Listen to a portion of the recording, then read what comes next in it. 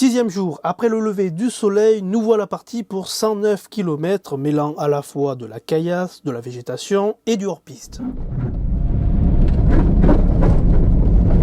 Ça touche pas tant que ça, Ça va. pour l'instant. Machallah, ça va. Pas pire qu'hier. Pas pire, pas mieux. Voilà. Parce qu'il est les années. Bonjour. Bonjour, mamie. Oh, mamie, mamie blue. Oh, mamie blue. Oh, mamie.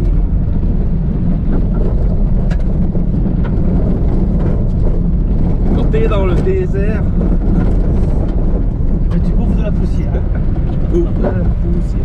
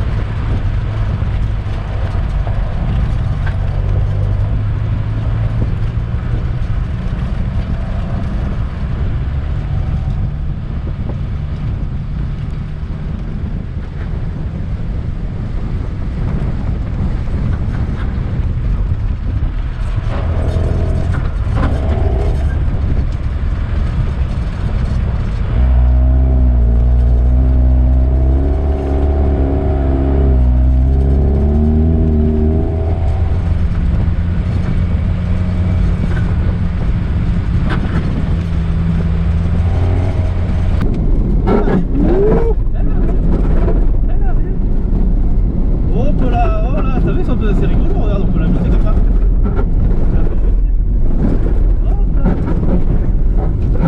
T'as vu? Tu vas la casser. On n'a pas encore fait les dunes, mais tu vas déjà la casser. Non, c'est pas esquiver des bosses. Ouais, c'est ça. Ouais. Alors si la Twingo a bien résisté durant ces nombreux jours de piste, ce n'est pas forcément le cas de la carte SD de ma seconde GoPro, puisque malheureusement elle a lâché. Du coup ce jour-là je vous ai pas filmé grand chose, mais le principal, on n'était pas loin je pense des 50 degrés extérieurs, je dis je pense puisque malheureusement on n'avait pas de température sur la voiture. Mais en regardant de plus près le plastique des GoPro qui a commencé à fondre sur la galerie de toit, je pense qu'on n'était pas loin de la réalité. Puisque je vous apprends rien en vous disant que dans le désert, avec le vent qu'on a constamment, on pense souvent qu'il fait beaucoup moins chaud qu'en réalité. Alors que là bien sûr il faut penser à s'hydrater et à se protéger du soleil. Mais j'ai quand même réussi à vous capturer le principal et notamment les 300 ou 400 mètres qui nous séparaient de la route du bivouac, puisque ça avait été tassé avec des chenilles, ce qui rendait vraiment infernal ces 300 ou 400 mètres.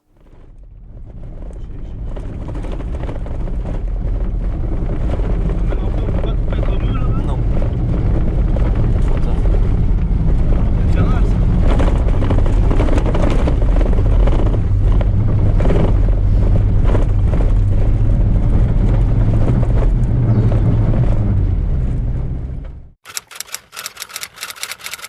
Septième et dernier jour de piste, et s'il fallait sélectionner une journée que j'ai préférée, c'est vraiment celle-là. Pour la bonne et simple raison qu'elle mêlait sur une piste cette fois-ci mixte, tout ce qu'on avait vu au préalable, mais il fallait adopter cette fois-ci une certaine stratégie pour espérer ne rien casser durant ces nombreux kilomètres. Ça n'a pas été le cas malheureusement des collègues qui ont soit cassé des amortisseurs, soit cassé un carter d'huile, soit crevé. Nous pour le coup on peut toucher du bois ou du sable puisqu'on n'a rien cassé du tout, mais c'est vrai qu'on n'y pense pas forcément, mais le fait de surgonfler des pneus, notamment quand on a des crampons comme c'était notre cas, ça permet de gratter quelques millimètres en hauteur et d'éviter de toucher le carter ou tout simplement de crever sur des pierres tranchantes. A contrario, si vous dégonflez, bien sûr vous perdez en hauteur de caisse, et ça il faut y penser puisque certes dans le sable ça passe mieux, mais si vous avez quelques cailloux qui se cachent dans le sable, ça peut rapidement dégénérer. Donc c'est pour cela que sur certains passages on a pu anticiper s'arrêter, dégonfler ou surgonfler, et des fois il y a des passages où vous allez voir dans la suite de la vidéo où on n'a pas eu le choix, il fallait passer plein fer pour espérer s'en sortir.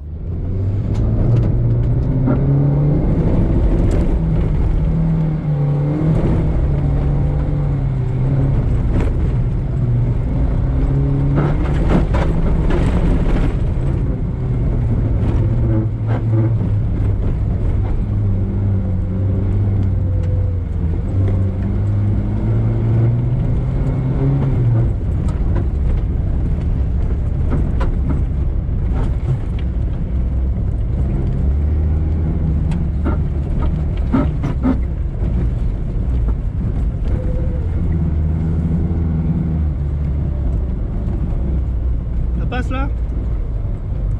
Voilà.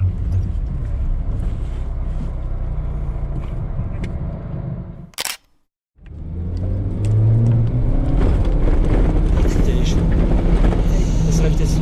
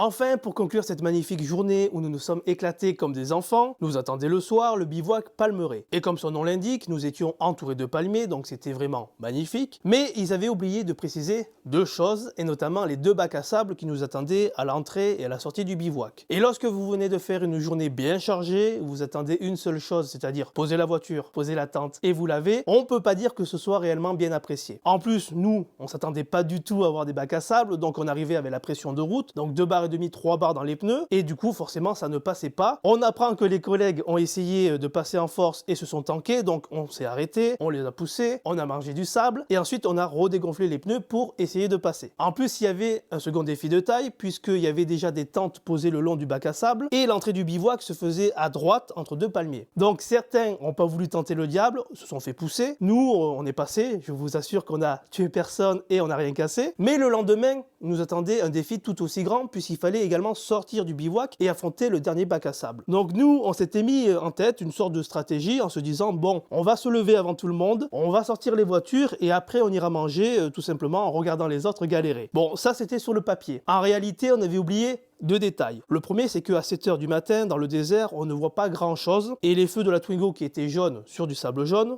ça allume rien du tout. Et le second détail, c'est qu'à cette heure-ci, certaines personnes vont se laver ou tout simplement aux toilettes. Et du coup, ça a donné lieu à des scènes dignes du groupe B, bon, à des vitesses beaucoup plus modérées certes, mais on est sorti par les fenêtres en criant aux gens poussez-vous, poussez-vous, on sort. Puisque là, les collègues, comme précédemment, avaient essayé de passer, c'était tanké, donc moi j'avais pour instruction de passer à fond, et du coup, il y avait un léger virage pour sortir également du bivouac, et je suis arrivé tellement fort que ça a traîné du sable sous la voiture. J'ai fait un instant du 3 roues, mais je suis passé, et le problème c'est qu'à la sortie du bac à sable, il y avait des cailloux, et forcément j'ai crevé. Bon, pour être honnête avec vous, Bastien, mon collègue d'Aptel, avait déjà tenté de passer ce bac à sable la veille avec la Twingo, et ça s'était soldé par ce genre de vidéo que j'appellerais tout simplement du secoué de Twingo.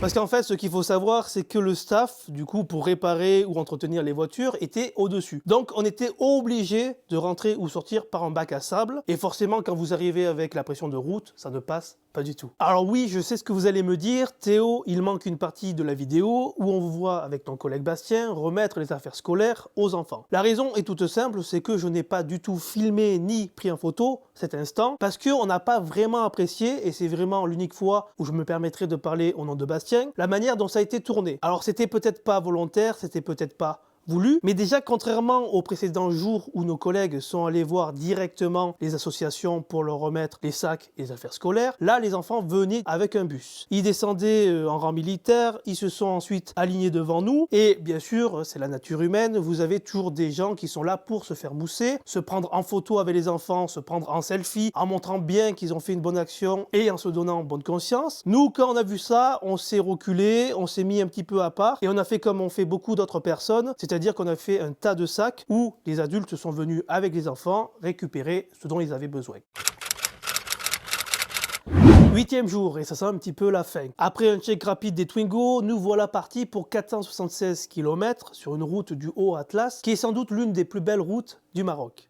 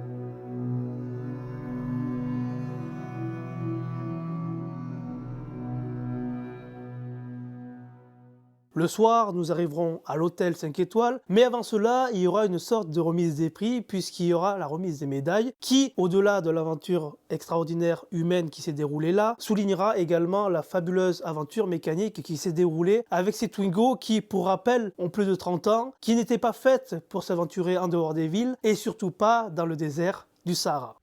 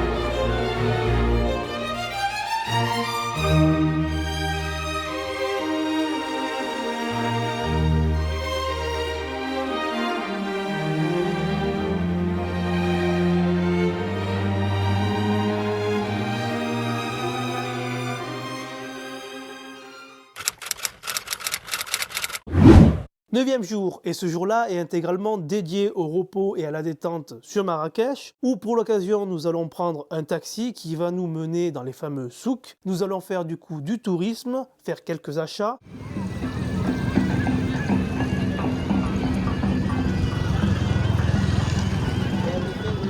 Et nous finirons la soirée par une soirée de clôture, où pour l'occasion plusieurs bus nous seront affrétés.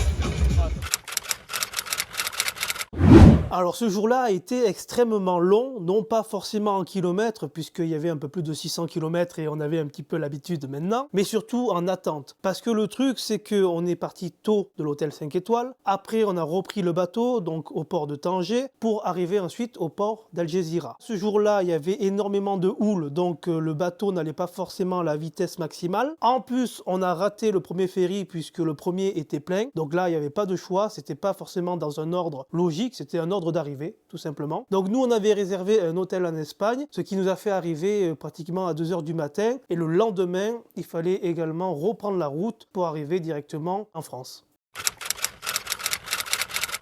Dernier jour de ce long road trip, et franchement ça a été la journée la plus longue et la plus épuisante, non seulement parce qu'on a cumulé l'ensemble de la fatigue du raid, et en plus c'était une journée vraiment longue puisqu'il y avait un peu plus de 12 heures de route pour 1300 km à parcourir. Avec le recul, on aurait dû s'arrêter au milieu pour reposer premièrement la voiture, nous-mêmes, et en plus, bon ben là, elle commençait clairement à fatiguer. On plafonnait entre 90 et 100 dans les côtes, malgré le fait qu'on n'ait plus de jerrycan d'eau ni d'essence. Et en plus, bon ben lorsque j'ai déposé Bastien à Nîmes, j'ai repris l'autoroute pour rentrer chez moi, et au moment où le bip de l'autoroute s'est déclenché, que la barrière s'est ouverte, la voiture a calé et je n'ai pas pu la redémarrer de suite. Donc j'ai appelé mes parents, puisque j'étais à environ 20 minutes de chez moi, et je leur ai dit, bon ben je suis désolé de vous réveiller à une heure aussi tardive, puisque c'était minuit passé, et je leur ai dit, bon ben je suis en panne à la sortie de l'autoroute avec la Twingo.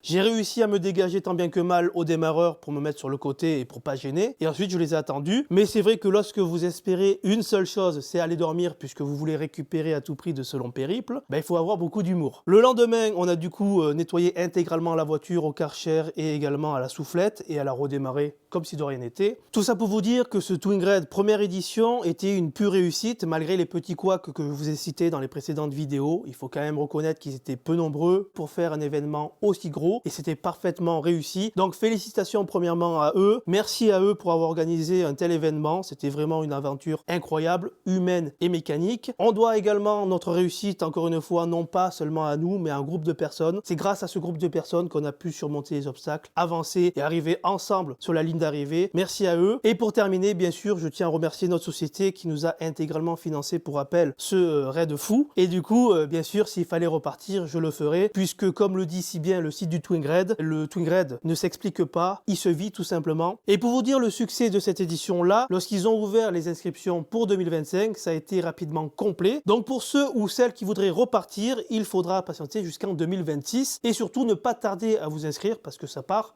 rapidement. Sur ce, je vous laisse, prenez soin de vous et à bientôt.